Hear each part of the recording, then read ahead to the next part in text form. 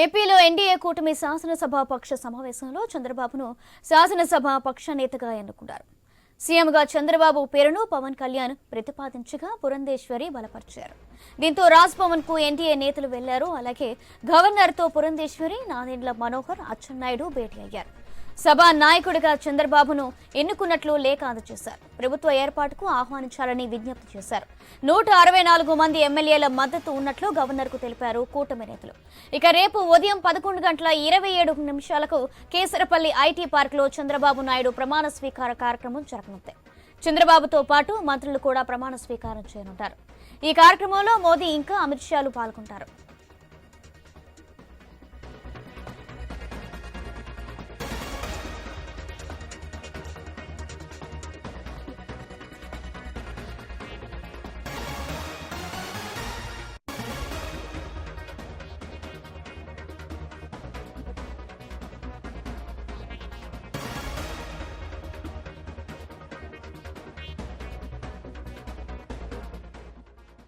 ఈ ప్రమాణ స్వీకార కార్యక్రమానికి మెగాస్టార్ చిరంజీవిని చంద్రబాబు స్టేట్ గెస్ట్ గా ఆహ్వానించడం జరిగింది.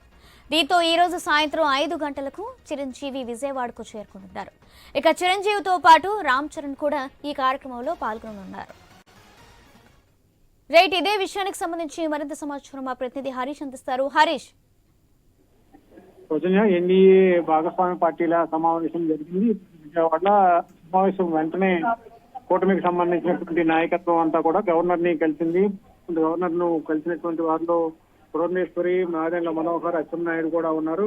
కలిసి ప్రభుత్వ ఏర్పాటుకు ఉన్నటువంటి మద్దతును తెలియజేశారు. 163 మంది శాసనసభ్యులు ప్రభుత్వానికి మద్దతుగా ఉందని చెప్పి ఆయన తెలియజేశారు. ఇక ప్రభుత్వ ఏర్పాటుకు చంద్రబాబును ఆహ్వానించడమే లాంఛనంగా మారినటువంటి సిచ్యువేషన్ ఉంది. సో ఇప్పుడు ఈ అంశానికి సంబంధించినంత వరకు కూడా ప్రభుత్వం ఏర్పాటుకు సంబంధించి ప్రభుత్వ ముఖ్యమంత్రిగా చంద్రబాబు నాయుడు ప్రమాణ స్వీకారం ఒక లాంఛనం కాబోతుంది. సాయంత్రం గవర్నర్ ఆహ్వానించేటువంటి అవకాశం ఉంది. ఆ తర్వాత రేపు జరిగేటువంటి ప్రమాణ స్వీకార మహోత్సవానికి భారీ ఎత్తున ఏర్పాట్లు చేస్తారు. కేసరపల్లి దగ్గర జరిగేటువంటి ప్రమాణ స్వీకార మహోత్సవానికి మోడీ, అమిత్ షా కూడా వస్తారని పురంధేశ్వరి ప్రకటించినటువంటి పరిస్థితి ఉంది. ఇక వీరితో పాటు ఏపీ నూతన ప్రభుత్వ ప్రమాణ స్వీకారోత్సవానికి స్టేట్ గెస్ట్ గా, అంటే స్టేట్ రాష్ట్రానికి అతిథిగా మెగాస్టార్ చిరంజీవిని ఆహ్వానించాలని చెప్పి చంద్రబాబు నిర్ణయం తీసుకున్నారు. అందులో భాగంగా ప్రత్యేక ఆహ్వానాన్ని కూడా చంద్రబాబుకి అందించినటువంటి సిచ్యువేషన్ ఉంది.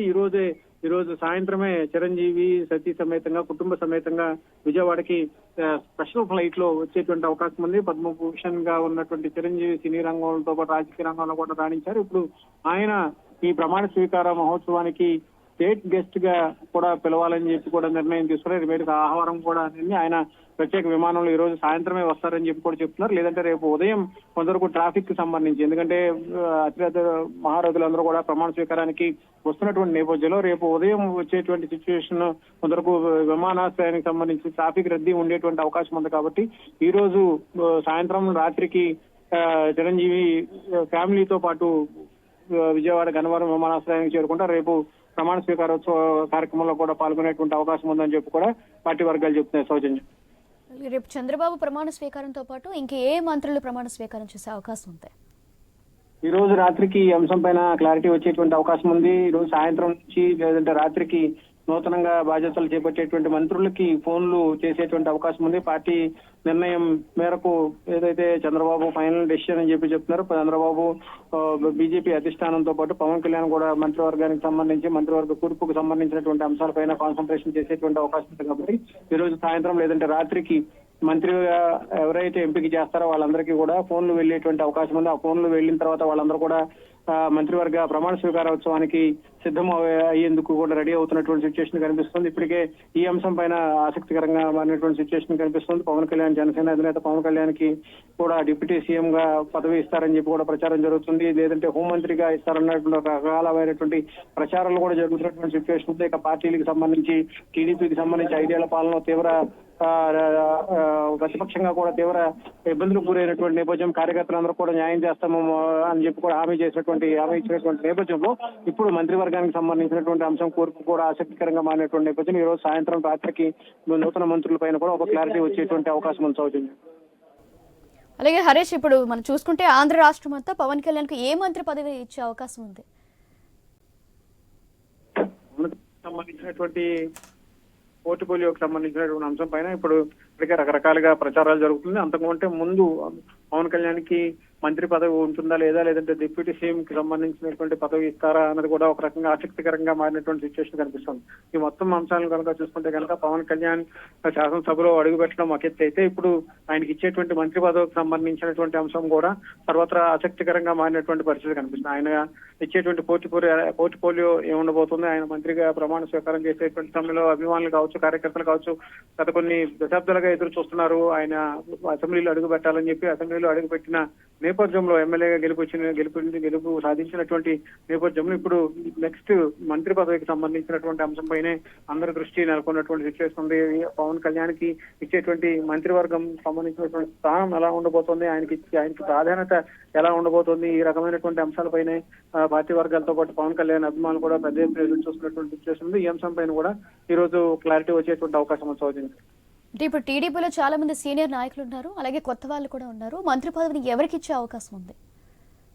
మంత్రి పదవులకు సంబంధించి సీనియర్ గా చాలా మంది నేతలు ఉన్నారు. గోరట్ల బుచ్చే చౌదరి కూడా ఆయన ఇంతకు ముందే న్యూస్ తో కూడా మాట్లాడారు. ఆయన క్లియర్ గా చెప్పారు, 42 సంవత్సరాల పాటు తన పార్టీని నమ్ముకొని ఉన్నాను, రాజకీయాల్లో ఉన్నాను, ఎటువంటి మచ్చలేనటువంటి వ్యక్తిని కాబట్టి మంత్రి పదవిని ఆశించడంలో తప్పు లేదు అన్నటువంటి ఒక అభిప్రాయాన్ని వ్యక్తం చేసినటువంటి పరిస్థితి. సో ఇలాంటి నేతలందరూ కూడా ఎదురు చూసుకుంటున్నారు మంత్రి పదవి కోసం. మంత్రి పదవి బాగుంటుంది అనుకునే వాళ్ళు, రావాలని కోరుకునేటువంటి వాళ్ళు, వీళ్ళందరూ కూడా ఎక్కువగా ఉన్నటువంటి నేపథ్యం. అయితే ఇప్పటికే కూటమికి సంబంధించినటువంటి ప్రభావం అధికంగా ఉంది. రెండు పార్టీలకు సంబంధించినటువంటి నాయకుల్ని కూడా ఇందులో పరిగణలో తీసుకోవాల్సినటువంటి పరిస్థితి ఉంటుంది. సో ఈ రకమైనటువంటి ఈక్వేషన్ చూసుకుంటే కనుక కనీసం 4 పదవులు జనసేనకి, మరో 2 మంత్రివర్గ స్థానాలు బీజేపీకి ఇవ్వాలన్నటువంటి ఒక అభిప్రాయం కూడా వ్యక్తం అవుతుంది. ఇది ఎంతవరకు ఇంప్లిమెంట్ అవుతుందన్న కూడా ఆసక్తికరంగా మారింది. సీనియర్స్, అదేవిధంగా పార్టీల వారుగా ఉన్నటువంటి అభ్యర్థులకు సంబంధించినటువంటి ఆ రాజకీయ సమీకరణాలు, కులాలకు సంబంధించినటువంటి సమీకరణాలు, వీటన్నిటిని కూడా వేరు చేసుకోవాల్సినటువంటి సిచ్యువేషన్ ఉంటుంది. కాబట్టి ఇప్పుడు రాబోయేటువంటి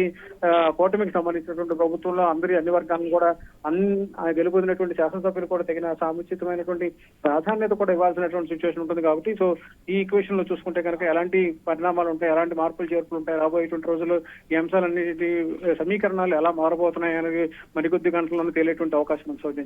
అంటే ఈ ఎన్నికల్లో టీడీపీలో ఉన్న సీనియర్ నాయకులకి సీటు కేటాయించలేదు హరీష్, మరి వాళ్ళ పరిస్థితి ఏంటి?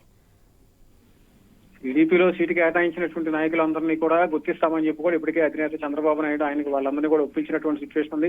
ఇప్పుడు ప్రభుత్వం అధికారంలోకి వచ్చింది కాబట్టి, అధిక స్థానాలను కూడా గెలుచుకుంది కాబట్టి, రాబోయేటువంటి పదవులు ఏదైతే నామినేటెడ్ పదవులు కావచ్చు, ఎంఎన్సీ లాంటి పదవులు కావచ్చు, రాజ్యసభకు సంబంధించినటువంటి పదవులు కావచ్చు, వీటన్నిటినీ కూడా ఆఫర్ చేసేటువంటి అవకాశం కనిపిస్తుంది. ఎందుకంటే వాళ్ళందరూ కూడా పార్టీ కోసం నిరంతరం పనిచేశారు. అది ప్రతిపక్షంలో ఉండగా తీవ్ర ఇబ్బందులకు గురయ్యారు, దాడులకు గురయ్యారు, కొంతమంది ఆస్తులను కోల్పోయారు, మరికొంతమంది శారీరకంగా కూడా వైకల్యానికి సంబంధించినటువంటి సమస్యను ఎదుర్కొన్నారు. వీళ్ళందరూ కూడా ఇప్పుడు పార్టీ అధికారంలోకి రావడంతో కొంతవరకు ఊపిరి పీల్చుకున్నటువంటి సిచ్యువేషన్ ఉంది. ఈ అంశానికి సంబంధించి రాబోయేటువంటి రోజుల్లో ఎలాంటి ఈక్వేషన్స్ మారబోతున్నాయి, రాబోయే అంశాలకు సంబంధించి కేబినెట్ కి సంబంధించినటువంటి కూర్పులు ఒక ఎత్తు అయితే కనుక ఆ తర్వాత జరిగేటువంటి పరిణామాలకు సంబంధించినటువంటి అంశాలు ఎలా ఉండబోతున్నాయి, ఇవన్నీ కూడా ఇప్పుడు పరిగణలో తీసుకోవాల్సినటువంటి సిచ్యువేషన్ ఉంటుంది. ఈ సిచ్యువేషన్స్ అన్నింటినీ కూడా ఇప్పుడు ఆసక్తికరంగా మారినటువంటి నేపథ్యంలో మరికొన్ని గంటల్లోనే కేబినెట్ కి సంబంధించినటువంటి కూర్పులు ఎలా ఉండబోతున్నాయి, మంత్రివర్గానికి సంబంధించినటువంటి స్థానాలు ఎవరికి ఇస్తారు, ఎవరెవరికి ఎలాంటి ప్రాధాన్యత దొక్కుతుంది అనేది ఒక క్లారిటీ వచ్చేటువంటి అవకాశం ఉంది. ఇక రేపు ప్రమాణ స్వీకారోత్సవం తర్వాత రేపు సాయంత్రం లేదంటే ఎల్లుండ మంత్రివర్గానికి సంబంధించినటువంటి సమావేశం కూడా జరిగేటువంటి పరిస్థితి ఉంది. ఆ సమావేశంలోనే ప్రధానంగా పోర్ట్ఫోలియోలకు సంబంధించినటువంటి శాఖల కేటాయింపు కూడా జరిగేటువంటి అవకాశం అయితే కనిపిస్తుంది. సౌజన్య, ఇప్పుడు కీలకమైన ఆర్థిక హోంశాఖ ఇలాంటి పదవులు అంటే అటు బీజేపీకా జనసేనక ఏ పార్టీకి దక్కే అవకాశం ఉంది?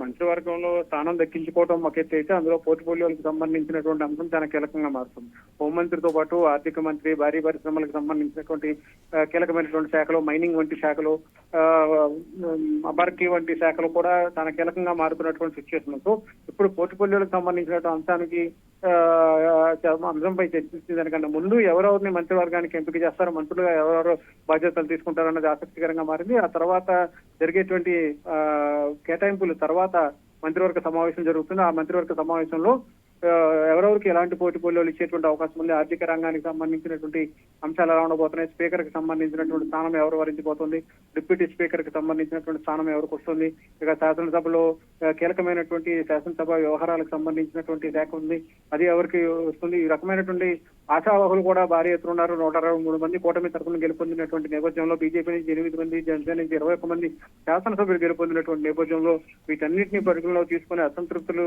లేకుండా, ఎవరికి ఎటువంటి అభిప్రాయ భేదాలు లేకుండా, ఎవరిని ఇబ్బంది పెట్టేటువంటి ఆ అంశం కాకుండా ముందుకు వెళ్లేటువంటి పనిలో ప్రస్తుతం అధినేత చంద్రబాబు నాయుడు బిజీగా ఉన్నటువంటి సిచ్యువేషన్ సౌజన్యం.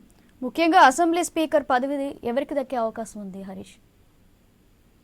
అసెంబ్లీ స్పీకర్ కి సంబంధించి ఎవరైతే కొంతవరకు సంయమనంతో పాటిస్తారు, ఎందుకంటే ఇప్పుడు ప్రతిపక్షం కూడా లేనటువంటి సిచ్యువేషన్ ఉంది అసెంబ్లీలో. సో ఈ నేపథ్యంలోనే ప్రతిపక్షం కూడా లేనటువంటి సిచ్యువేషన్ 163 సీట్లు దక్కించుకున్నటువంటి కూటమికి సంబంధించి కేవలం 11 సీట్లు మాత్రమే వైఎస్ఆర్ కాంగ్రెస్ పార్టీ దక్కించుకున్నటువంటి సిచ్యువేషన్. సో ఇప్పుడు వీటిని పరిగణలో తీసుకుంటే కనుక ఎలాంటి పరిస్థితి ఉంటుంది అన్నది కూడా ఆసక్తికరంగా మారింది. ఈ నేపథ్యంలోనే భవిష్యత్ కార్యాచరణకు సంబంధించి స్పీకర్ గా ఎవరిని ఎంపిక చేస్తారు, స్పీకర్ గా ఒకనొక దశలో ఉండి శాసనసభ్యుడిగా గెలుపొందినటువంటి రఘురాములు కిషన్ రాజుని ఎంపిక చేస్తారన్నటువంటి ఒక ప్రచారం జరిగింది. ఈ వీటితో పాటుగా కొంతమంది నాయకులకు సంబంధించినటువంటి ప్రచారం జరిగింది. అదేవిధంగా ఉమ్మడి రాష్ట్రంలో స్పీకర్ గా అనుభవం ఉన్నటువంటి, మాజీ స్పీకర్ గా అనుభవం ఉన్నటువంటి తెనాలి జనసేన ఎమ్మెల్యే నాదెండ్ల మనోహర్ కూడా మళ్ళీ స్పీకర్ ఇస్తారన్నటువంటి ప్రచారం జరిగింది. అయితే ఆయన మంత్రివర్గంతో స్థానం కోసం ఎక్కువ ప్రయారిటీ ఇచ్చినటువంటి సిచ్యువేషన్. సో వీటన్నిటిని కూడా పరిగణలో తీసుకోవాల్సినటువంటి పరిస్థితి ఉంటుంది. కాబట్టి ఎవరెవరికి ఎలాంటి కేటాయింపులు అనేది మరి కొద్ది గంటల్లో క్లారిటీ వచ్చేటువంటి అవకాశం ఉంది Soujanya. Right, thank you Harish. అందించినందుకు ఎన్డీఏ కూటమి మీద విశ్వాసం నిలుపుతూ వారు అందించినటువంటి ఈ విజయానికి ఖచ్చితంగా ఎన్డీఏ కూటమి న్యాయం చేస్తుంది. అది ఈ భరోసా మేము ఖచ్చితంగా రాష్ట్ర ప్రజలకు ఇవ్వదలిచాము. ఇవాళ ఎన్డీఏ కూటమి మీటింగ్కి వెళ్తున్నాము. అక్కడ విషయాలన్నీ కూడా చర్చించుకోవడం జరుగుతుంది. ఈ ప్రజా విజయానికి ధన్యవాదాలు తెలియజేస్తూ సుపరిపాలన ఏ విధంగా రాష్ట్రానికి అందించాలి అనేటువంటి అంశం మీద ఖచ్చితంగా చర్చ జరుగుతుంది. అదేవిధంగా రేపు జరగబోయేటువంటి ప్రమాణ స్వీకారోత్సవం ఏదైతే ఉందో దానికి సంబంధించి కూడా అరేంజ్మెంట్స్ వాటన్నిటికీ సంబంధించి ఇవాళ చర్చకని చెప్పి మేమందరం కూడా ఎన్డీఏ భాగస్వాములు అయినటువంటి మేమందరం కూడా వెళ్ళడం జరుగుతుంది.